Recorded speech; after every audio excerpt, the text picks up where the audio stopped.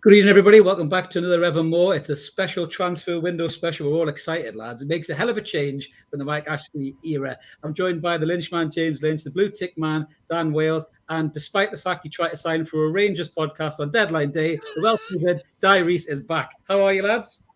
Good, mate. How are you? I'm good. Yeah, good, man. Good, man. How are you, mate? I had to get that one in, Di. What the hell was that about? I was gonna bring that up at some point. I was deeply upset by that.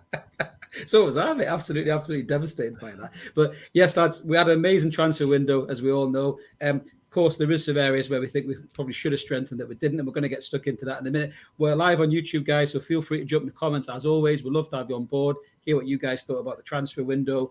Let us know kind of any players that you were disappointed in that we didn't sign. So let's just kick straight into it, lads. Toon transfer window. We've been doing Toon transfer talk ever since we've been on the Evermore. So it's about time we just kind of wrap this window up. So our wonderful man in the chair, Mark, who is lying down because he's feeling a bit poorly, God bless him. So get well soon, Mark. But he has done an amazing slide. If anybody isn't sure of the level of business that Newcastle United did this window, we all didn't know where to put ourselves. So that's just a lovely slide to drink in comparison to the bag of cheese and onion and half a Mars bar years of Mike Ashley, where he didn't spend anybody whatsoever if he could avoid it. So it all kicked off with Kieran Trippier for 13 million, which was probably the biggest bargain of a lot of them.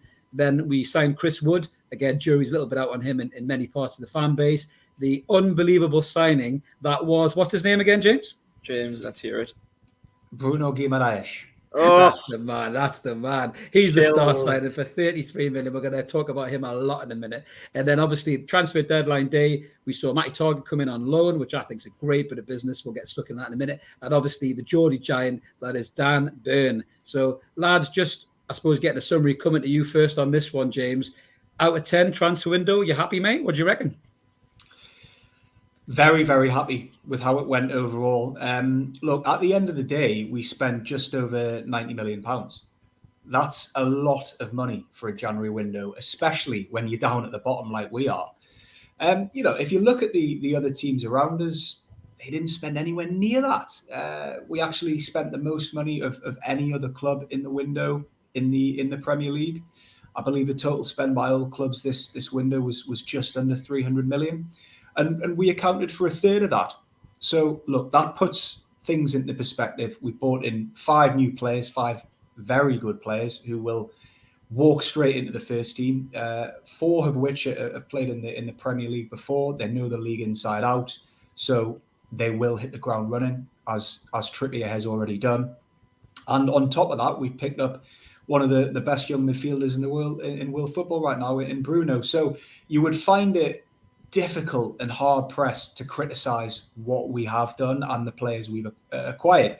Saying that, just to play devil's advocate here, some people might argue that we are a striker short, especially with Wilson out for the next few games. We were very close to getting Lingard and Ekitike over the line, but we all know that didn't happen. But look, overall, I'm very, very happy, and I'd give the window an 8 out of 10.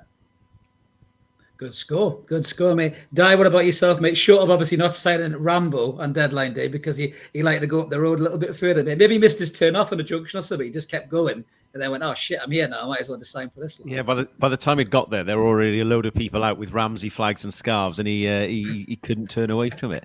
I'm very similar to James. I think we've done fantastic business. I think we've addressed all the key areas that we needed to address. Obviously, Guimaraes, if I've said that correctly, James. Well done. I think, thanks, mate. I think he's the kind of cherry on top. I was adamant we needed a midfielder, and I think he has provided that. I think it was important we got some new defenders in, and we've addressed that. Both full-backs, again, was another thing that we needed, and again, we've addressed both of them. If you're going to be, again, similar, if you're going to be critical, have we got our first choice targets for a couple of those positions? Centre forward, centre half, possibly not. But I think altogether, we've addressed all our main issues. We have strengthened 50% of our team. They're all gonna walk into that team and start. And if you wanted to be cynical about it, I think you could possibly look at if we went down, which again we're hoping not to happen, but Dan Burn would be a great championship player. Trippier would. I don't want to be negative about that, but we've got to be realistic at the same time. So I do think when you look at both sides of that coin, that it was a fantastic window. Just a quick one on that, Di. Very, very good point you make. Just quickly, sorry, Chris. The fact that these players haven't got any relegation clauses in their contracts is a huge coup for us. And if you look at the likes of Trippier and you look at the likes of Bruno, who would potentially be willing to play championship football next season if we were to go down, is only a good thing, and you have to respect them for that. No, 100%, definitely. 100%. Yeah, just some comments sliding in there. Jack Sutton, writer for Slide Rule Pass. Nice to have you on board, Jack. He's saying 9 out of 10 for him. That's a very high score indeed. Ugly Bear, who I believe was on with the Armchair Reds. Nice to have you on board. And Newcastle one as well, Ugly Bear. He's surprised that Newcastle didn't sign Aaron Ramsey. Not as surprised as Di Reese was, Ugly Bear. I can tell you that, mate. He was absolutely devastated. And your mate Lee, I believe that is saying missing the first team striker. Is that buy another thing? Can't complain at all. Target's an immense sign. Definitely, Lee. We're going to get stuck in that in a minute. But we're moving over to the blue tick man. How do you feel about the transfer window, mate? I was surprised I didn't see you on the BBC with a microphone in your hand telling me all about it. You must have been having a sleep or something, buddy. How did you feel and what's your score out of 10? Pretty much. I'm going to echo what the other two gentlemen have said here tonight so far. 8 out of 10 for me. I say, all bases covered pretty much, not maybe quite in terms of the goal scoring, but then again, Wood might suddenly start coming good. We don't know that. And of course, Wilson is to come back as well, so we've got that to look forward to too. But in terms of the rest of the business, yeah, fantastic. Obviously, Guimaraes. Well done, mate. They're all stealing your thunder here, James. I'm rubbing. I think I'm rubbing off on everyone, aren't I? Which is good. I'm going to call him like give me a Tesha or something like that. Mate, I'm going to ruin it. Don't worry, mate. I'll bring it right back down. I'll bring it right back. Guimaraes is, Very as good. James says, a fantastic signing. Obviously, a Brazil international. I think the last time we signed a Brazil international who was still playing for the national team was Mirandinha, which says an awful lot. Yeah. It's a hell of a start, that, Dan. I know. I'm just stealing Mark's thunder as the stat man. But and of course, defensively, we've improved as well. Dan Burn has done very well with Brighton. I was speaking to my Brighton friend Charlie, and he speaks wonders of him. And of course, Trippier, an England international right back who's played and scored in some of the most high-profile England games of recent years. And of course, Matt Targett, Premier League experience, came through the Southampton Academy, and we all know the greats that have come through that as well. So yeah, really solid window. Hoping that it will be enough. I think it will be, of course. Could have got maybe Lingard or Ekitike, but wasn't to be. But yeah, I'm overall very happy with it.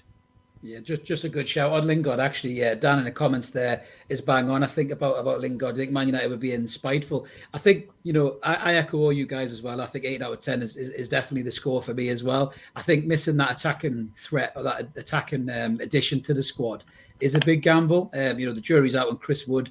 We've got some great stats on these new signings as well to pull up and kind of chew through in a minute. But Chris Wood is not Callum Wilson, that's for sure. You put Callum Wilson in our side with those players around him, with the likes of Bruno. Obviously, the defence short up a bit. Target offers a bit of a threat going forward as well. He likes to attack, likes to cross. We look a lot better.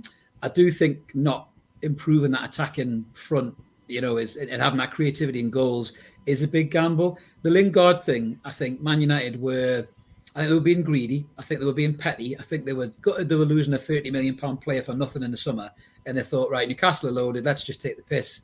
There's no director of football there. It's just people kind of fumbling their way through football. We'll take the piss. We'll get loads of money out of them. Obviously, that didn't happen. They then came back to the table, and again, we're not talking about it on this podcast, but we all know what happened to Manchester United, and we all know that changed the dynamic of what could and couldn't happen with that squad.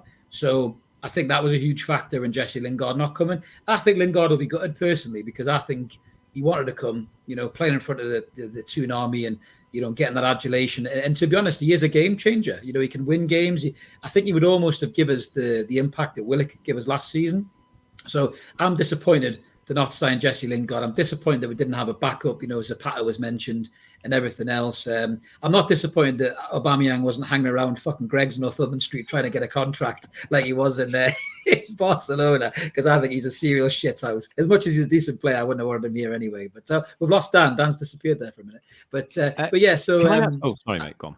Sorry, Dan. No, yeah, I'm just going to wrap up, Dan. Dan, I'll let you jump in. So yeah, for me, like I say, defence we needed sorted 100%. We've got 3 new defenders in. That's going to shore us up. But yeah, I think we're a bit short up top. Sorry, Di, go on, mate. No, sorry, mate. I didn't mean to interrupt. I thought you finished. I think it's also worth adding into that as well. You touched on it briefly there, that we're doing this without a director of football. And you can point fingers at different people for different, things there if you wanted to, but it's still true. I also think it's worth remembering this is a building process, isn't it? We were never going to go in, and someone mentioned Dembele, I think in the comments there. Yeah. We were never going to go in and kind of spend all that money. And I think the club even came out and said, we're not going to, smash our wage structure here. So I think when you actually bear that in mind, I think they've actually delivered on what they wanted to achieve. Okay, us as fans could maybe say we wanted this or that we wanted that. But in the realistic terms of this, building process, our aim is to stay up this year. We're not going to try and stay up this year and then try and win the league next year. Our aim is to stay up this year and, maybe come 10th or whatever next year. So I think on the path that they've set out for us that they want, I also think this is a successful window in that regard as well. And I think, I don't want to say the owners because I don't want to go down a moral high. I don't want to go down a moral road, but I think at least the people in charge at the moment need to have some praise, because there were definitely questions asked to them. And, I wouldn't be surprised as well if there's a few people. Botman is the one that springs himself to mind, that we've said to him, look, mate, we're going to come back. If we stay up, we'll come back for you in the summer. And I wouldn't be surprised. Ekitike as well, I think, as well. Another one, Ekitike will fall into that category. Just a quick one here, lads. I want to put it to you three very quickly. Do you think we have enough up front now to keep us up? Ooh, who wants to take that one first? Dan, do you want to take that one? You've just come back. Obviously, when Wilson is fit and firing, yes. But of course, that's not all the time, so not right now. If Wood and Wilson are both fit, then I'd say yes. Depends. If neither are fit, obviously no. So I think overall, yeah, because I think they could actually probably complement each other quite well. Because of course, Wilson being a bit pacier, run the channels, whereas Wood more of a target man, hold up the ball, get in the box, get in the mixer. But of course, Wilson can do all those things as well. So I think they actually will work quite well together potentially. Obviously, whether Eddie Howe likes to play them together is another matter. But I think I also think that the other signings that we've made and the other midfielders that we have will be enough to provide the service into Wood and Wilson. Now, I think perhaps that was lacking a bit before, but now I think we have enough service coming into them. It's that if Wilson stays fit, isn't it? That's a huge if, though, isn't it, about Wilson? Of course. I think just to add to that as well, I think the new people that we've got around, even if we haven't got another centre forward in, I think when you look at Bruno Guimaraes, he will look to drive us forward. And I think that will help someone like Joe Willock provide more goals from midfield. In the same way, I would like personally to see Joelinton pushed back into a more attacking role. And I think that could contribute to more goals. So whilst the actual centre forward position still could do with some improvement, I think the other areas we've done will help push us to get some goals. The wing backs especially, whether they'll score themselves or not, I think the fact that they will push on more will create space and opportunity for other people. It won't always be Wood and Wilson who are contributing because of the other players around them now. There's people going to be breaking into the box and whatever else. So I think the knock-on effect is just as big as the actual bodies in the shirts, if that makes sense up front. Yeah, I think as well. I mean, getting that defence sorted as well. I mean, if you look at Newcastle even before, we were getting the likes of Wood and Bruno, Guimaraes and everybody else. I don't know right there, James. I was sweating a bit on that one. But before we got, you've done it, Chris. Well done. You've done it. Players, thank you, mate. I listened to you guys say it first. But before we got these players in, when Wilson is fit, when Sir Maximin's on it, even Miggy can offer a little bit as well. Shelby can pop up with a goal or two. That wasn't the scariest part of our team. The scariest part was the defence, and we've sorted that out. We've got, as James rightly said, scoring. We never stopped scoring goals. We always still had a bit of an attacking threat. We just conceded too many. Yeah, that's the problem. Exactly. Saying that, am I right in thinking we've only scored one goal or less in all Eddie Howe's games so far. We've never managed to score more than one goal. Yeah. Am I right in thinking that? Which that is a bit of a worry as well, isn't it? He scored 3 against Brentford, wasn't he? Yeah, he scored 3 against Brentford, I think. But he technically wasn't there for that one. But I take your point. I get your point. We're getting all pedantic tonight. Forget what I said. Forget what I said. He was chinning the Barocas in his hotel room. He was. I know. Poor shame. But yeah, Dan's made a good point in the comments there as well. Obviously about that, you ask a Norwich Burnley and Norwich Burnley and Norwich fan. So Watford fan, he must mean whether Newcastle is staying up, and they say yes. I think you're right, Dan. To be fair, mate, I think that we've done some cracking business, as Stu rightly says as well in the comments below. We've done some cracking business, no question about that. Sorry, Dan has corrected himself and said Watford. But for me, these players, certainly the defence, which is key, as you said, James, they're Premier League experienced players. They won't be overawed by this. Dan Burns come through the divisions. Obviously, Trippier's played for Burnley and guys like that. Target's come through the divisions as well. Well, he's played for Southampton. He's played for Villa. He was in a relegation fight last season. Do you know what I mean? I think that these lads will definitely strengthen that defence. I think we made a point of it, Mark and I, on the transfer deadline show that we did for 2 hours. God, I don't know how we even lasted that long. But the defence can help Dubravka become a better keeper again, be more confident, make less errors, be less shaky, because he has been really shaky, hasn't he, guys? With that defence in front of him. And I'm pretty confident when we take the field against Everton, if those 3 lads are playing at the back, and then we'll come on to who the other centre-half is going to be next to Dan Burn, because I can't see him not playing. I think if those 3 guys play, I think Dubravka will feel a lot more confident. What would you say about that, guys? I totally agree. I'm a big fan of Dubravka. I think he's been hard done by a lot of our fans, to be perfectly honest. Yes, he's made the odd mistake since he's come back from injury, but that's match sharpness, match practice. I think I'm a huge fan of his. You think he saves us more points than he loses us by a long, long way. And I think he's someone who I think could possibly even kind of see a lot of this project. I would like to see that, and I think he's a very good keeper, and I think you're absolutely spot on. Having that added confidence from the improvements around him, I think, will make a massive difference. Also, James, would you agree with that as well, mate? Do you think these lads are going to help Dubravka get back? I know you've been quite critical of him, and rightly so, because he has been shady at times. Ever since that injury, really, hasn't he? He's never really looked the same, has he? I mean, when I compare him to the best goalkeepers Newcastle have ever had, I wouldn't think he would get in the top 2 or 3 personally. I mean, I might be in a minority in that instance, but he's made far too many mistakes for me. Yes, he has saved us many points on occasions, but in terms of, I always use this word on the show, consistency, he's never a solid 9 out of 10 player. Yeah, he'll give you that game occasionally, but he will have a poor game every so often. But like the 2 centre-halves in front of him, Lascelles and Clark predominantly this season, they're the same. They have far too many 2 or 3 out of 10 games and very, very few 9 out of 10 games. And yeah, you are right. You're both right. He needs a better defence in front of him. I mean, he's never really played in front of many world-class players in his career. I mean, if you look at his country, Slovakia, I mean, they're not really the best defensive team, are they? They never kind of get that far in tournaments. So, yeah, it would be interesting to see how well he does play in front of a very good back four. And right now, you could argue with Burn, with Target, with Trippier and one other, that's an extremely good back four. So I'm really hoping he can turn his form around, because he just hasn't looked confident enough for me this season. Yeah, Dan, just coming on to you with this bit, and then we'll shift on to the players. Obviously, James doesn't think he's as good as Mike Hooper, which I can totally understand, because he was a hell of a goalkeeper. He's clearly number 3, James. You've tickled Di there. You've tickled him. You have. Yeah. Now I think about it, he's probably number 3 behind Given and Harper. I was probably did a little bit of a disservice to him there, didn't I? Hey, don't mess with the big hoops. I think he was a doorman after he was a goalkeeper. Well, what about Pav? What about Pav? Pav was a top player. Yeah, come on. Yeah. No, well, that's a different podcast. Dan won't remember. I know who Pavel Srnicek was. Of course he does. Actually, Dan, do you know what? It's an interesting point. None of us have raised it yet. You, as the youngest member of the Evermore panel here, have only really known Mike Ashley. How must this first transfer window feel for you, mate? Obviously, Gordon's the Bravka thing as well, but you must be buzzing for this, mate, surely. Utter bliss, Chris. It's phenomenal.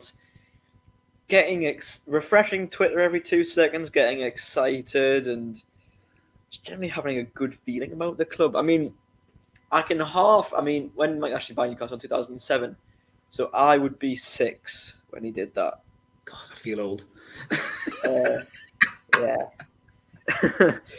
So Really I can't remember. Obviously I wasn't alive for the mid-90s or the late 90s FA Cup finals. I was alive for the Bobby Robson era, but not that I can remember it because I was only 2, 3, or 4, whatever. But I think I can remember Alan Shearer. Sorry, Jack. Sorry. I can remember Alan Shearer's testimonial, and I think that's like the earliest memory I can. Which is what game that was? I was there. Great game that. Yeah, I'd be about 5 or 4 then. So, yeah.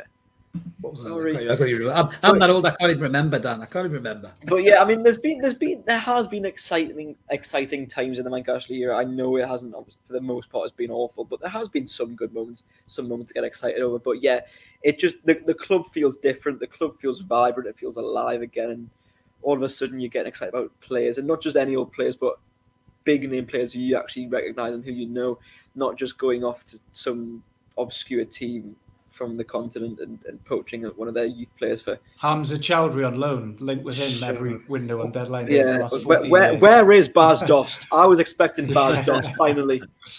God, where is he? Awesome, mate. Awful, mate. So just on the Dubravka thing, Dan, before we shift on to the looking at some of our players and details, these new signings. How do you feel about that Dubravka thing? Do you think those 3 lads are going to give him that confidence, mate, and we'll see him getting back to being a bit more composed?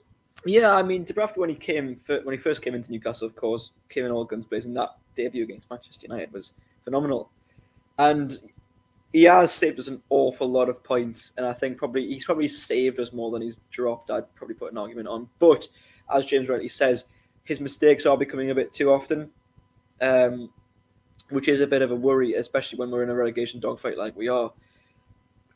But the things with the goalkeeper, of course, if you make a mistake, it pretty much always leads to a goal. That's the problem. Whereas other players can get away with a mistake, like a couple of times a game, perhaps. But so obviously his mistakes are they're presented to a bigger audience essentially. But yeah, you'd like to think so, because of course then if he's got more protection, then he has suddenly less shots to save and hopefully less work to do. And then when he does have to make one, if he's a bit more consistent in that sense, hopefully all will be well. So I mean, I'm a fan of Dubravka, just like I. But James is right; he has made a few too many mistakes. But I don't think that's necessarily all his fault. I think the people in front of him have been awful as well.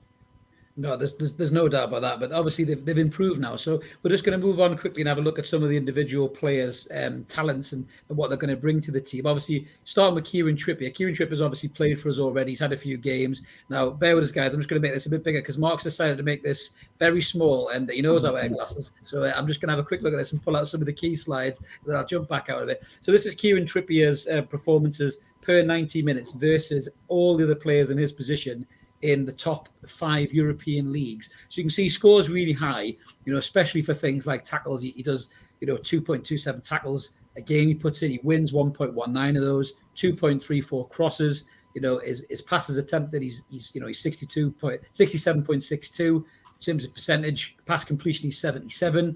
He's got 75 touches. Shot creation chances is over 2. So the pressure's around about 12 a game. So Trippier is an all-action right back, no question about that.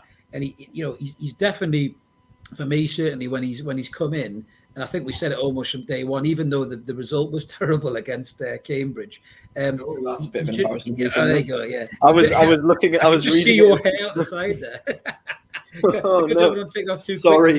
I'll be having nightmares tonight, Dan. Cheers. Sorry, everyone. Sorry to all the viewers as well. Apologies for anybody watching who's just seen Dan Wales' brain up his nostril there, but he just pulled back from the screen. But I was trying to read the thing.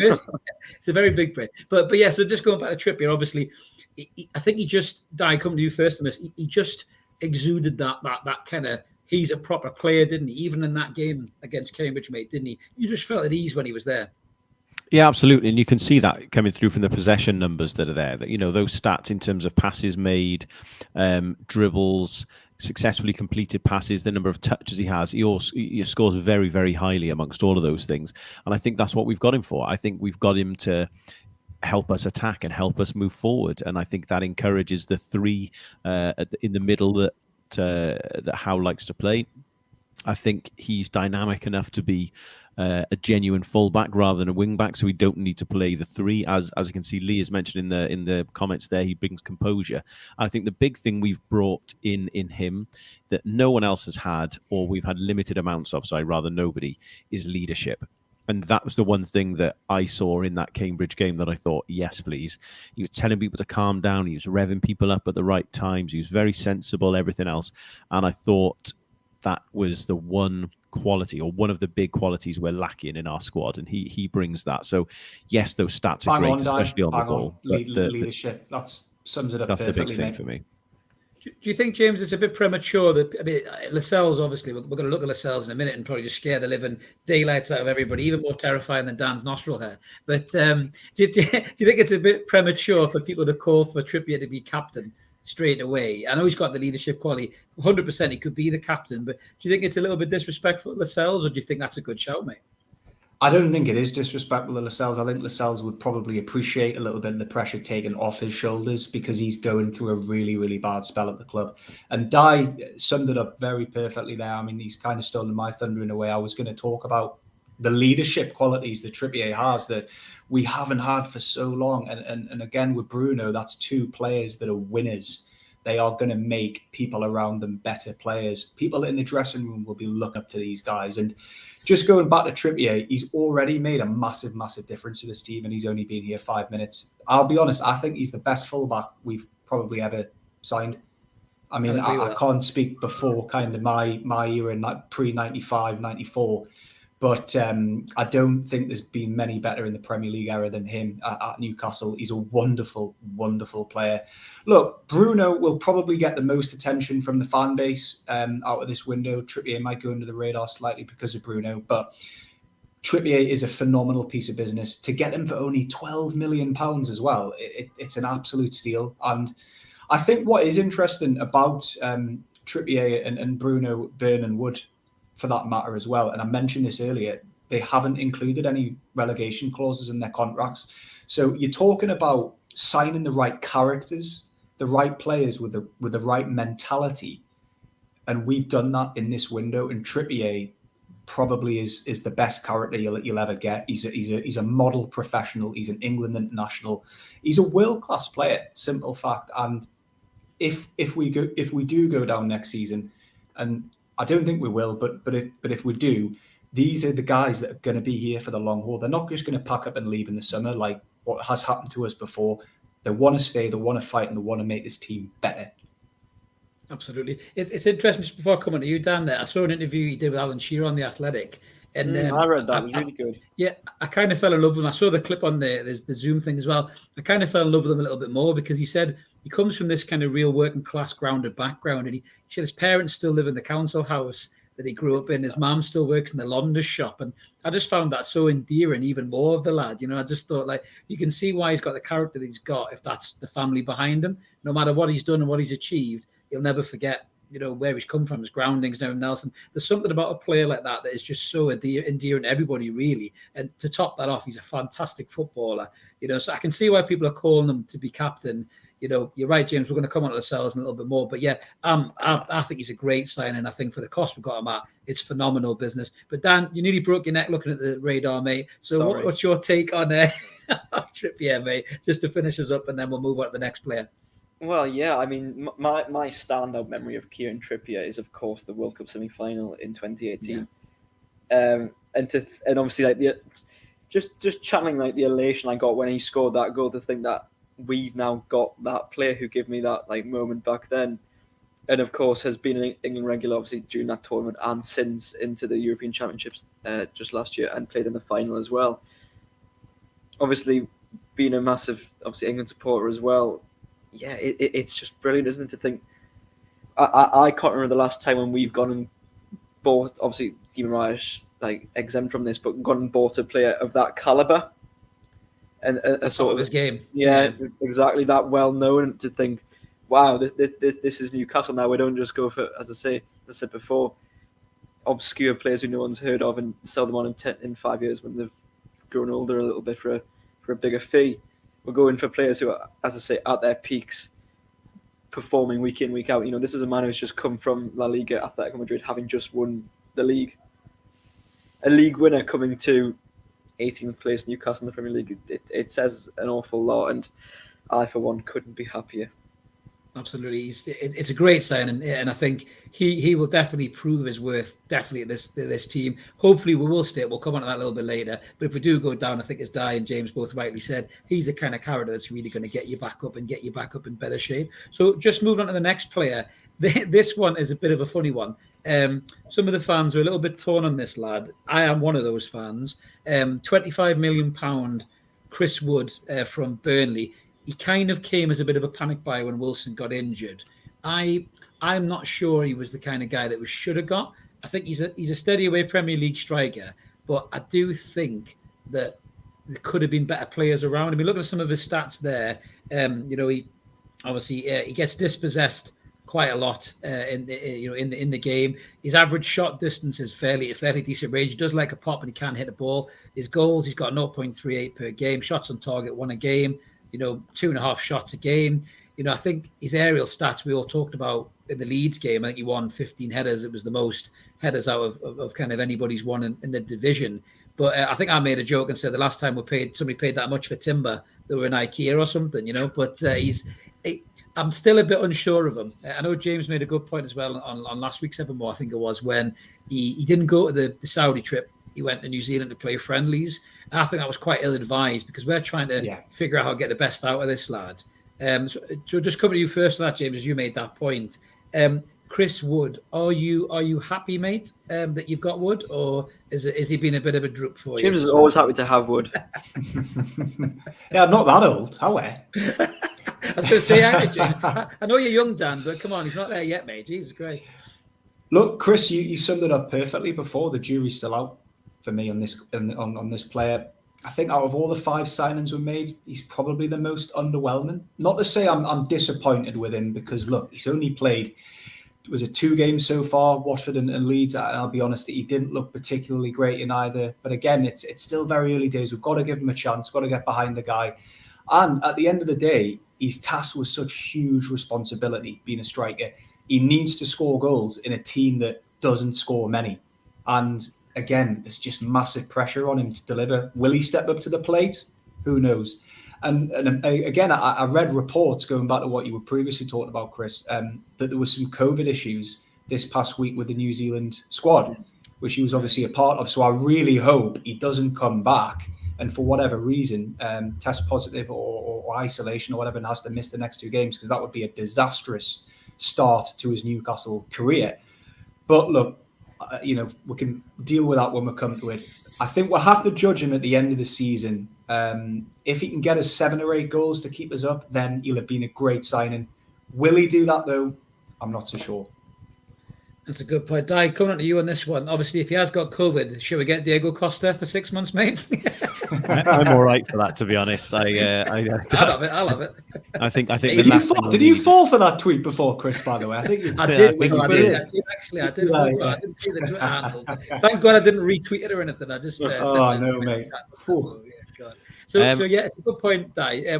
What's your opinion on Wood then, mate? Are you willing to give the lad a chance, or are you a little bit underwhelmed by the fact that he's here? Are you underwhelmed by your Wood? I was going to say, I do the one-liners here. Wales. I had 3 really quite good points, I thought, in my head. And since James said the word would and Willie in the same sentence, I've been completely distracted. That's only good thing. What have I done? No. That'll be clipped for Twitter for next week's work. Oh, it definitely will. I'm happy with that. Mark will be on that. Get on that, Mark. Briefly on the international thing, I think he's stuck between a rock and a hard place to an extent there. I think if he gets called up, I think, I don't exactly know what the rules are, but he's put himself in a difficult position. So I don't think that was his fault. To an extent, at least he's not flying to New Zealand. I think they were playing in the UAE. I can't remember if it was Dubai. So that's not the end of the world. You could maybe even make the argument that he's possibly more likely to get a goal in a different environment. That might give him a confidence boost. I am kind of clutching at straws a little bit on that. I recognise, but I still think there might be a shred of truth in that. I think the two big things for me are, you've got to remember that looking at the stats that you put up there, I think there's some stuff which you would kind of widens your eyes a bit and makes you think, oh, I'm not sure about that. But you've got to remember he's been playing up front for Burnley. He's not exactly going to be a goal a minute sort of man anyway, but given the team he plays for. And I think the second thing is, and I made this point the last time I was on, is we, up until now, haven't actually really been creating much. We've relied on,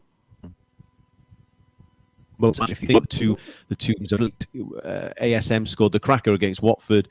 John Joe Shelvey scores the goal against Leeds, but it's a keeper blunder. I think maybe now we might start to see more of him. Those stats that you posted might go up a little bit when he's surrounded by players who can deliver the ball to him in an area which will suit him better. Am I still underwhelmed? Yes, I would have rathered a few other people. But in terms of what we need to get us out of this situation, will he do the job? I've just said Willie myself there. I was just going to say that. I think if he, like, similar to James, I don't even think it's that many. If he can get us even 5 goals, I think with Wilson coming back, other people will chip in because of the way I think we're going to start to look to play. I think all he needs to do is get a couple, like I say, 2, 3, 4, 5, and I think that'll be enough for us. So I think it's not the most exciting signing, but I do think we will see an uptick in productivity from him as the new signings bed in. Yeah, I agree with that. Dan, what's your take on Chris Wood? You're normally very positive, willing to give guys a chance. I don't want to write him off too quickly. I just feel like he's very slow, he's very laboured, his touch looks really poor. You know, and I just don't know what that's all about. Whether it dies right, it's just better players delivering to him. He just can't trap it as well as he could at Burnley, possibly. I mean, obviously, his goal scoring record at Burnley speaks for itself. It's not bad. Like there are obviously worse. He's done okay there. He has scored goals. So I'm very much of the opinion just to give him time. I know we haven't got all the time in the world this season, but just give him a few more games, obviously before Wilson comes back in. And hopefully, if even one goes in on his backside, that might just set the ball rolling. Because sometimes you need that as a striker, a bit of a confidence boost. Yes, he's come for a big price tag, but as I say, it's a striker. At least we got a striker that I know it wasn't perhaps a striker everyone would have wanted, but is a striker nonetheless. So I'm very much willing to give him time and see how he does. Of course, if he doesn't get any, then obviously my opinion will undoubtedly change. But I'd like to think with good service, get the ball in the mixer, he will get his noggin on one of them. Am I right in thinking that he'll take the penalties? Will he be our designated penalty taker now with Wilson? I don't think so. I think Shelvey will be on them, mate. Shelvey will be on them, you'd imagine. No, because Shelvey's missed them before, hasn't he? Yeah, Shelvey won't be. I think because he takes penalties for New Zealand, he might be given that responsibility. Who knows? Let's see. We might get one against Everton. It'll be interesting to see who. If he beats Jordan Pickford, well, fantastic. Well, you never know. You never know. The next lad I'm going to talk about might very well take the penalties. Now, Dan, I'm going to let you come first as a response to the slides, but I want to hear Mr. Lynch say his name. Say his name, James. Who are we talking about, mate? Do it. Bruno Guimaraes.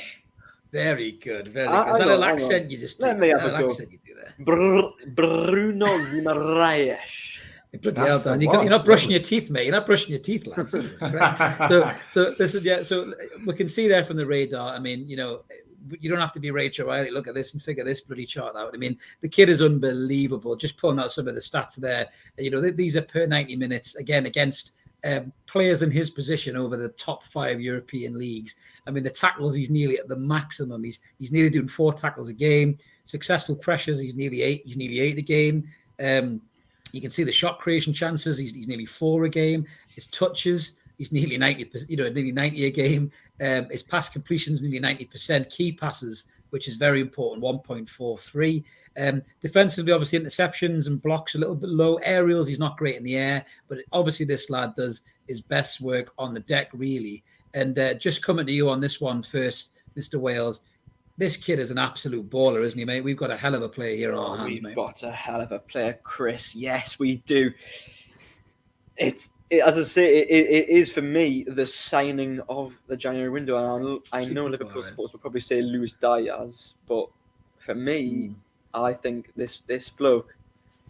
I mean, not only is he young, he's exciting, obviously Brazilian, and just it brings so much more to our team, something we didn't have, sort of a defensive midfielder, but also an attacking one. He can sort of do everything, and can't he? Like looking at that wheel graph, whatever you want to. What do you call one of those? Radar, I think Mark calls them radars. I think. Yeah. Right, interesting. But yeah, as that showed, he can do it all pretty much. Obviously, you mentioned they're not good in the air, but that's not what he's used for. We've got 6'7" Dan Burn for that now. So yeah, as I say, goal creating opportunities, key passes, tackling. Obviously, he is just the full package as far as I can see. And so I'm very excited to see how he does in his first game. Hopefully that will be against Everton a week yesterday. And hopefully he can be what we need, just because obviously a lot of our fault this season, obviously I know we mentioned the defence, but we never seem to control the midfield either. We often get overrun there, then that leaves the poor defence exposed a lot more. So hopefully his addition will help us control the midfield a lot more in games, which I think will be crucial to winning even more games. Because yes, Joe Linton's done well, but he's sort of doing two players' work because Chelsea's doesn't run as much as he does. Joe Willock hasn't been doing as much. Sean Longstaff hasn't been doing too much. So Joe Linton's sort of been doing the work of two or three players, and he's absolutely knackered. He can't do it all. So to have someone in to support Joe Linton, of course, who's been really good, I think will do wonders. Di, as an international football man of the world yourself, I was listening to Phil Vickery talking about him. And Phil Vickery's great. Is it Tim Vickery? It's Tim Vickery. Sorry, Tim Vickery's a South American football journalist, isn't he, for Sky and Talk Sport? And he was talking about Bruno, and he said that he's the kind of guy you want in the trenches because although he's got all that quality, he will fight. He's got that about him. I mean, we saw a little cameo from Brazil the other night. Just before I go to James, because he's ready to pop because he loves this lad. He's going to talk about it in a minute. So just for you, Di, how excited are you about this lad coming in? I'm buzzing for it, mate. How do you feel about it? Oh, absolutely, mate. And the fact that popular chef Phil Vickery thinks that he's a good player, obviously, means a lot to me as Phil well. Vickery. I love it. It's all this talk about Willies and Wood, mate. You scrambled me brain. That's what it is. Oh, I love it. I love it. James, you to be started honest- this now, James. Honestly. Exactly. If you're calling yourself the one-liner man, you've got to be better than this, mate. You've got to be better. I know, mate. I know. It's been a long day at work, mate. So it's work getting away. To be honest, I don't have a huge amount to say because I agree with everything that Dan said. I think his biggest asset for us is going to be helping us take control of the games, but I think he will do it 10 yards further up the pitch than we have already been doing it. And I think that's so important for us.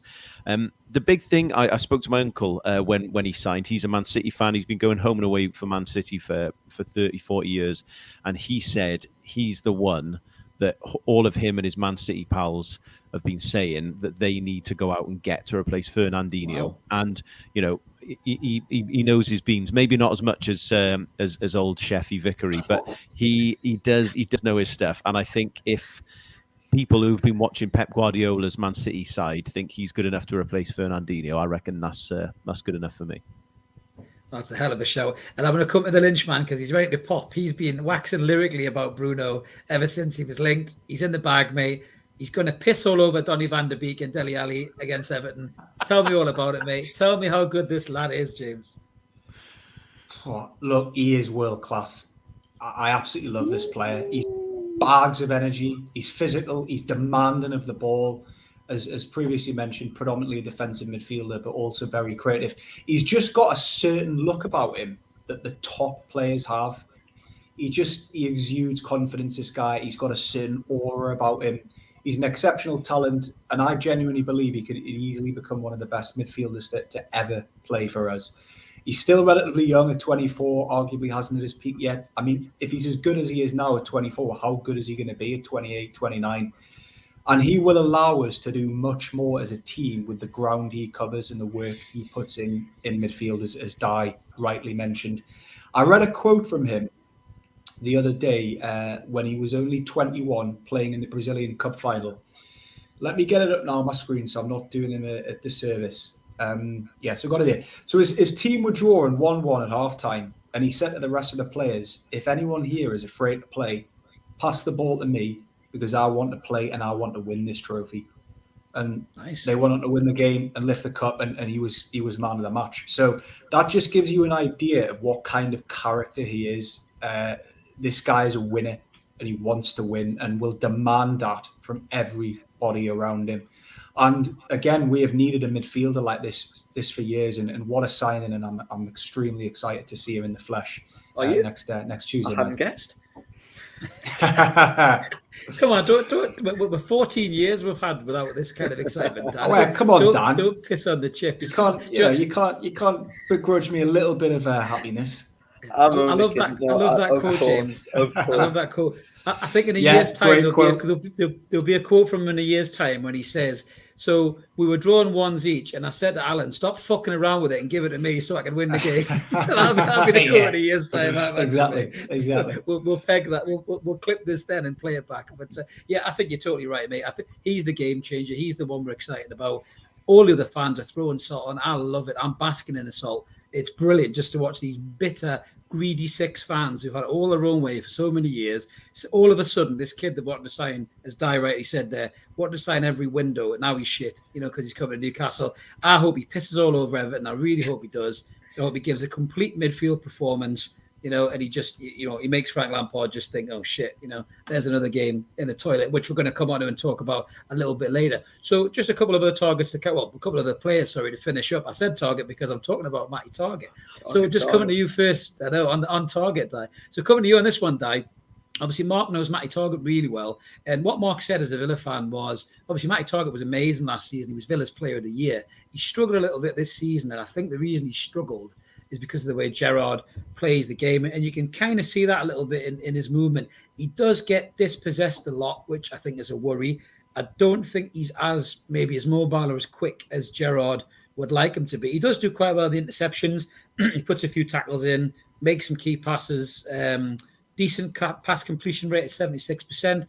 Likes to run with the ball a little bit, but errors are quite low. So he's a steady left back. But for you, Di, are you happy with Target? I was quite surprised he came in, and I was really happy how quickly the club wrapped it up. He's better than what we've got, surely, mate. Are you concerned or are you happy with Target? Absolutely delighted, mate. I think he's a great player. I think he's exactly what we need.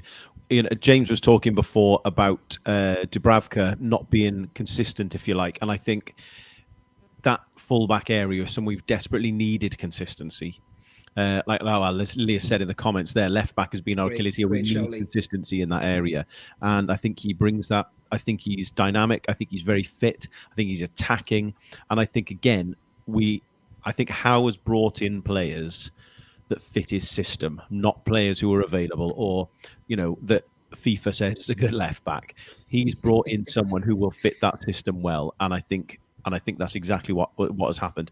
Again, was he our first choice? I don't know, possibly not. But we've got to be looking at, in the short term, is he going to improve our starting 11? And I don't think there's any question about that. I think he's going to come in and make a real impact. And I think the big positive stat there for me, I think, was chances created or something like attacking chances created. He's really high up the percentiles in that. And I think that's what we need. That's what Howe wants from his fullbacks. And I think, he might get dispossessed. He may not be perfect defensively, but in the way we play, that's not really the be all and end all for a fullback in the way Eddie Howe plays. So all in all, I'm absolutely delighted, and I think he's going to make a real impact for us. James, he's a proper left back, isn't he? He's not a finished left winger who can't run 10 yards without blowing his arse out and shouting at everybody else in the pitch, as in Matt Ritchie. He's a proper left back. So surely he's got to be way better than anything we've got, mate, isn't he? Well, that's the thing, isn't it? You've got to look at a player and how do you judge them? Is he better than what we've currently got in that position? And the answer is yes, he is. He's a better fullback than Jamal Lewis. He's a better defender than Dummett. I know Dummett can cover various positions, but he's too injury prone for me. He knows the league inside out. He was considered one of the best fullbacks in the division last season outside the top four. I think I read a stat. He was the only outfield player in Villa's team to start all 38 league matches last season and was voted player of the season by his teammates. So brilliant. On him, he doesn't get injured that often. To start every single game in the league last season is no mean feat. So it hasn't really worked out for him at Villa. Villa's loss is our gain. I think it may be something to do with possibly how they were playing with Grealish last season, and now with him gone, he's asked to play a slightly different role now with Gerrard. But I was surprised they let him go, to be honest, because he's a very good defender, and they don't have any cover for Luca Dean now if he gets injured. So again, young lads, haven't they? Young lads in the reserves, I think. Gerrard fancies, I think, Yeah, look, he's a top player, and my good friend Lee there in the comments, as he rightly says, left back has been our Achilles heel for a number of seasons now, and we've got a top left back in, even albeit on loan, but we've still got him for 6 months. Absolutely, Dan. Just to finish up on target, mate. You happy? Very much on target, Chris. Yes, very much so. Oh, well, very nice. You're definitely going to nick my hosting duties here, but he's after my role here, Dan. He really is. I'm watching him. I'm watching you, Wales. But no, you're right, mate. We've got to be happy with that because, as Lee said in the comments, mate, he's bang on. It's been a really problematic area for us for a long time. I mean, realistically, we haven't probably had a proper solid left back probably since Enrique, Jose Enrique, really. Santon, maybe you could argue. Santon was hot and cold, though, wasn't he? One week he was good, one week he was shit. Whereas Enrique was solid, wasn't he? He was solid with Liverpool. Very much so. Yes. It obviously it's not a household name that's going to get everyone, clamoring and refreshing Twitter every 2 minutes. But it's a solid signing as someone who knows the league. I think a priority in this window for Newcastle always was Premier League proven players, and apart from Guilherme Raya, of course. They've went and got that. Obviously, Dan Burn, who we'll come on to as well, but Matt Targett, these are people who've been there, done it. They know what the league is like. Yes, it hasn't been perhaps his best season for Villa so far, but as we've already heard mentioned tonight, last season for him was really good. So if he can replicate any of that form, then we're in for an absolute treat with him. So yeah, again, as I say, not a household name, but one that we can expect good things from. I think he's the type of player the fans will really take to. I really believe that. I think he'll run his arse off, and I think the fans will really appreciate what he does. He's one of them players probably that you'll see more of him in the ground probably than on the cameras. I think when you're at the stadium, you maybe appreciate that work that he puts in, because sometimes it can be a little bit lost on the TV. But you mentioned Big Dan Burn there, Dan, which is a lovely segue. You are definitely after this hosting job. So I might take next week off. So we're coming up, Dan Burn. James, I'm going to come to you first on this. So this is him per 90 minutes. And we've got another interesting slide in a minute, which we'll talk about who should play next to him. Dan Burn for 13 million. He's going to walk in as the probably dominant centre half. Some great stats there, as you can see. These are per 90 minutes against guys in his position in the top 5 European leagues. He's putting in 2.5 tackles a game. He's winning 2.5 interceptions. He's nearly making 5 clearances, 2 blocks, winning 5 headers. 69% of them are won. Key passing as well, which obviously goes down to pot the ball. He's good on the ball. He's strong. He can get stuck in. His positional sense is great. We've seen some brilliant clips of him, marking some great players out of the game, like some Aguero and people like that. Happy with Dan Burn, mate? A really good player, very happy with him. He can play a few different positions in a back 4 or a back 5. He's predominantly a left-sided centre half, but can also play left back comfortably if, for whatever reason, Target wasn't available. 6'7", I think he is. So I think he's the tallest outfield player in the Premier League currently. So you can imagine he's a right handful for centre forwards. Is Ryan Fraser the shortest as well? Yeah, that's right. I was just about to say, I saw that on Twitter today. Right. Yeah, we've got the tallest and the shortest. But yeah, Chris, I've seen the twins meme. Someone's done the twins memes, haven't they, with DeVito and Schwarzenegger? I've seen a couple of them kicking around. They're very good. Sorry, James, go on. You mentioned Aguero there, Chris, and I watched Brighton play Chelsea last month, the 1-1 draw, and he absolutely dominated Lukaku all night. He never gave him a kick. He's got a goal or 2 in him as well. I think he scored against Everton recently, and he will walk straight into this team. Again, is he better than what we've got? 100% he is. He's a big physical presence. But he's also comfortable with the ball at his feet. And the thing I like about him, and he said in his first interview for the club that we were the only team he would have left Brighton for. He's a lifelong Newcastle fan. He gets the club. He understands the culture. And again, like the other 4 players we signed, he has a very, very good character. He's a team player and a model professional. And I think he'll have a great career at Newcastle. Yeah, definitely. I think being a Geordie's a huge thing as well, Dan. Just to bring you in there on that, he's already said the right words. I mean, people are talking about Trippier for captain. This lad could give him a shout for a captain. Really being a local boy, a Blythe lad. He knows what it means to play for the club. Obviously, we've got it with the long staffs and with Sean in particular. But with Dan Burn, he's going to get on that pitch straight away, and he's going to want to fight, isn't he, to keep this club in the league. Oh, he certainly is. I think what struck a chord for me is with the fact that he used to sit in the East Stand, which is where I sit, and I was like, oh. Imagine he sat in front of you though. You'd be fucked, wouldn't you? Oh, I'm not. He's a whole foot taller than me. I'm only 5'7" and a bit. He's a full I was foot. going to say, you're shorter than me. Yeah, I know. That would be Only just. terrible. And the East End has got pretty cramped seats as well, as much as I love it. So it would not be ideal at all. But He didn't have 2 seats by any chance, Dan, did he? Extra leg room. No. Sorry, Dan, we're throwing you up your stride. What are you saying, buddy?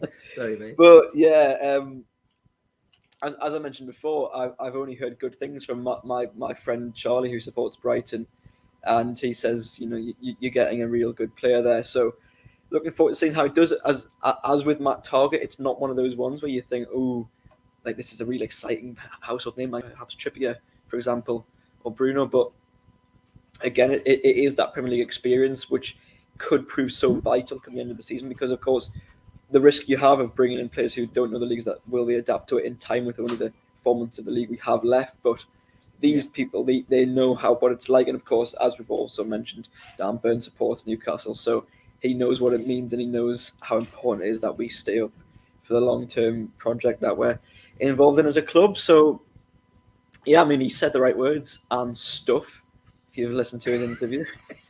And stuff. I love it. Stuff. I love it. Proper Geordie interviews and that, and stuff, like. If you said like at the end, that would have been it, wouldn't it? Would have been done. And stuff. So what about you, Di? Moving on to you just to finish up on Dan Burn. Again, he is one of them types of names anyway, and people are thinking, Dan Burn? But if they've not watched him play, he's been brilliant. Just before you answer, mate, just a little point on the Brighton fans. I don't know if anyone's seen Brighton fans on Twitter about Dan Burn. They've been absolute class act. What a great group of supporters they are. So big shout out to Brighton fans. Absolutely lovely to see that. Giving the lad good luck and everything else, and praising him. Absolutely superb by Brighton. So well done. But just moving on to you, Di, with that then, mate. You happy with Burn? Again, do you think people are maybe being a bit unfair by saying, oh, well, he's not Carlos, he's not Botman? I mean, in terms of, like Dan said, in terms of, getting you off your seat excited, maybe that's, not the thing. I can't imagine there's going to be too many Burn shirts sold, perhaps. But in terms of what we need in this circumstance, he's perfect.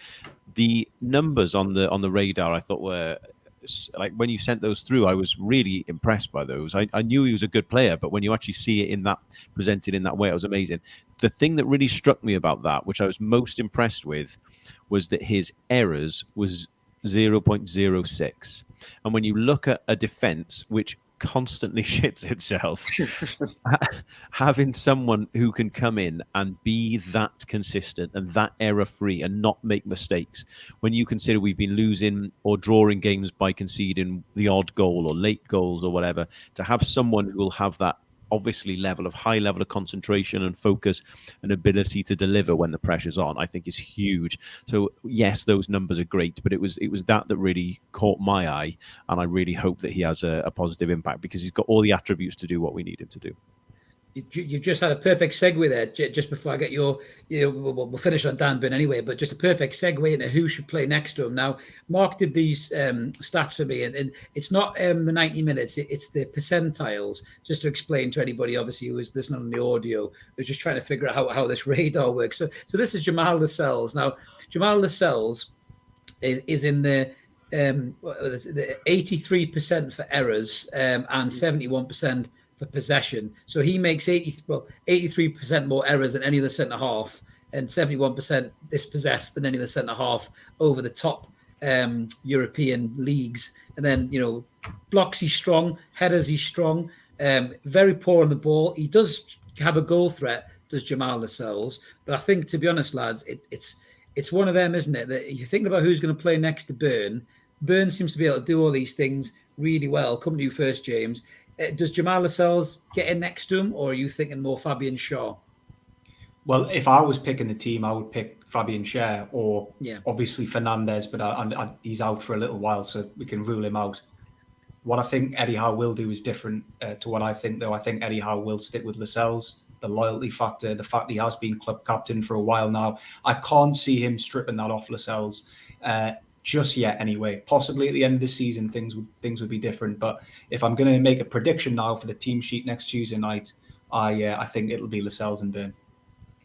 Yeah, I think that's a really good shout. And just in the interest of fairness, I suppose. So here is Fabian Schär's or Shares. I always get that wrong. The turn back time share. So yeah, you can see that Fabian Shares interceptions are superb. No singing, Dan. So Fabian Shares interceptions are superb. You know, he's better than 95% of the centre halves across Europe, which is amazing. You know, clearances 59%. He obviously he can get a shot on target. We know he likes a screamer. He's dispossessed far less than Lascelles is. I agree with you, James. For me personally, I think that Share is going to be the man to partner Dan Burn. But just getting your opinion on that, Di, what do you think, mate? Would he be your man to partner? Yeah, 100%. 100%. I think also the way that Howe wants to play, bringing the ball out from the back, Share is so much more capable of doing that than Lascelles, whose ability on the ball is arguably no better than mine, which is really not a compliment. I think the big thing for me as well is that we need characters. We need people who have confidence and drive and belief in themselves, and Share it exudes that sort of confidence. So I think he would be my partner, and I would go Fernandez ahead of Lascelles as well. Personally, I'm really not a fan of Lascelles, and I think you mentioned earlier about the captaincy position.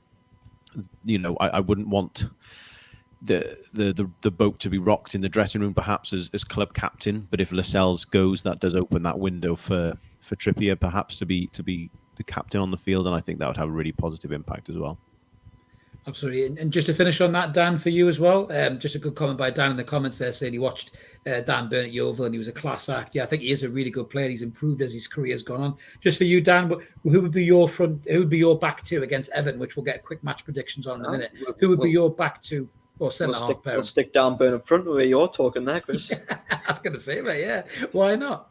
Yeah, I'd have to. I mean, I think it probably will be Lascelles and Burn because, of course, Lascelles is captain, and I don't see Eddie Howe taking that. But yeah, Lascelles has just not been good enough, has he? At all this season. And whether that changes with the new additions, maybe you'd like to think it would. But if he suddenly starts playing a bit okay, then yes, then you keep him in. But I'd prefer it if it was Shaw and Burn because, as Di rightly says, both are good on the ball, and this works well with the way Eddie Howe wants to play in terms of playing out from the back, getting people good on the ball all the way through the team, not just those in advanced positions. It's sort of the way Man City do it. Every player has to be good on the ball, be able to take it 10.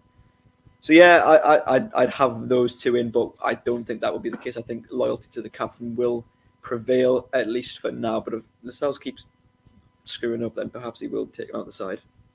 Yeah, but at least we've got options now, to be fair. So just wrapping up, lads, obviously we've got a lot of players coming in. Everton's next. Everton have had a lot of change. They've got a new manager in Frank Lampard. They brought in Donny van der Beek and Dele Alli, and there's a new look midfield. So we were really confident about this last week, James, weren't we, in terms of the result and where we were going to go after that win against Leeds. With all these new players coming in, are you still got that confidence, mate? And what is your prediction against Everton? Well, I said on last week's show that we would win that game if we brought in 2 or 3 more players, and I was adamant we would, and lo and behold, we have. I still think we'll win. It's going to be a tougher game because they've strengthened as well with Donny van der Beek and Dele Alli, who are 2 good players, and obviously the new manager bounce, etc. I still think we'll win 2-1. Quick prediction. I'm going to say ASM and Wood, and Bruno will get man of the match. Big Wood. But yeah, I do like Stu's comment there about Bruno becoming a Portuguese Geordie accent. All I can see is the flash show in my head. Was it Julio Jordio? That's all I can see in my head. Julio Jordio, that's the one. You've got me. One more thing I will say though, quickly, sorry, just on that, it'll be very interesting to see how our back four will cope with Calvert-Lewin and Richarlison. Yeah, but they've been off form a bit, really. But maybe that new manager bounce will get more out of them. I think Lampard did very well, didn't he? Like Tammy Abraham when he came into Chelsea. So, it will be interesting to see how Everton play. But Di, how are you feeling about that game, mate? Get your prediction on this as well. With all these new players, are you confident, mate? Do you think we'll see a back-to-back wins? I don't know. I want to stay confident. I can see Dan rolling his eyes there. My honest answer is I think it'll be a draw. I think Lampard is going to be trying to set up a new way of them playing, which I think will take time. He'll be trying to bed in 2 players who haven't played any competitive football for a long time. I don't think they're going to hit the heights. Yes, Richarlison is there. He's travelled away this week as well for the internationals. So I don't know how that leaves him. Calvert-Lewin's on his way back from injury. I think there's a lot of rusty players there potentially, and I don't think it will quite click for them in the same way that I think trying to embed possibly 5 players into the new team. I know Trippier and Wood will have played a couple of times already, but trying to get all 5 players into there. Plus, again, some of those players have been away as well. I can see this being a drab 0-0, and I appreciate that's not the answer that anyone wants. But do you know what? I do think that Everton will improve under Lampard. Maybe not to the heights that I think they're capable of, but I think he will improve them enough to keep that going. And as a consequence, they won't go down, Everton. No, not even, I don't think they'll be near it in the end. And I think as a consequence, that could end in quite a good point in the end. Yeah, it could be interesting. Just you mentioned a drab 0-0 draw there, and you've opened the door perfectly for something that we nearly ran out of time to talk about. Any West Brom fans tonight who are sweating and having palpitations, you apparently are close to appointing the Baron of Bacon himself, Steve Bruce, as your manager. Baron of Bacon has returned to the SRP. It's like Bacon Returns, isn't it? Bacon Returns. The sequel. Extra crispy. This time it's extra crispy. So, what a shame for West Brom. I really hope that he doesn't come into your club and fuck you up. But my God, how does that man even get a job? I think we'll talk about that more next week if he does get a job. Me and Mark will be on Monday for Pitch Patter. And believe you me. Hang on. We've not had a prediction from Dan and yourself yet. I'm coming to that, mate. I'm coming to that. Oh my God. All right. Okay. Honestly, I've got everyone's after my job here tonight. Bloody hell. I'm definitely off next week. I'm taking some time. So yes, we'll park the Baron for now, as you rightly say, James. Dan, give me your prediction, mate, against Everton. What you fancying, bud? You're always positive. Come on. I'm going to go with James. I'm going to say 2-1. Yeah. Good lad. Like it. Yeah, I think that Lampard, Lampard for me is not as good a manager as Steven Gerrard is, in my opinion. Did okay with Chelsea, but of course was sacked in the end. Did all right with Derby in the Championship, of course got into the playoff final, but I think probably should have done better with the team he had there, of young Chelsea players essentially, and a few others as well. So yeah, I mean obviously they've got Van der Beek coming in, they've got Ali coming in, but as Dai says, they haven't really played any football of late at all. So I'd like to think, just because the players we've brought in have been playing, I think we'll snatch it 2-1. I think it's a very good show. We've got some comments in there. Everton into the relegation fight. So it's Stu saying Richarlison could be target for us in the summer. Another Brazilian. I know you're right, Stu. We're going to have more Brazilians than the cast of Geordie Shore this God, week. Keep going on like this, honestly. He set me up. Still last. He does. You set them up, Stu. I'll knock them down. But yeah. So just to finish on my prediction, you know what, lads? Do you know what, lads? Fuck it. I'm going to go 3-1 at Newcastle, right? I'm feeling positive here, right?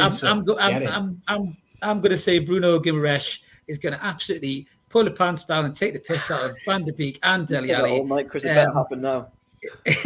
Chris Wood's going to smash in the header, in off the bar, make me eat my words for questioning his ability, and Trippier's going to batter one in from a free kick from 30 yards, and we're all going to be very happy. And 3 points better off. So yeah, it's very unlikely to be so positive. But you know what? The window has completely turned my head. So happy days. But that's all the time we've got for, lads, on this week's show. It's been great talking Newcastle with you. We'll be back next week for another Evermore, and hopefully, we'll be talking about 3 points in the bag against Everton. If you like this kind of stuff, guys, please remember to click like and subscribe. We're waiting to smash through our 100 subscriber mark. So if you can, please click that subscribe button, help us get over that 100. We're a very young channel, just hoping to grow, and with this kind of chat and these kind of transfer windows, my God, we'll have loads to talk about. So thanks for now, guys, and thank you, Lee, for watching, and thank you, everybody else. And let's keep supporting that team of Core United, and let's get a nice victory against Everton. All right, guys, catch you later. See you, lads. Bye-bye. How are the lads?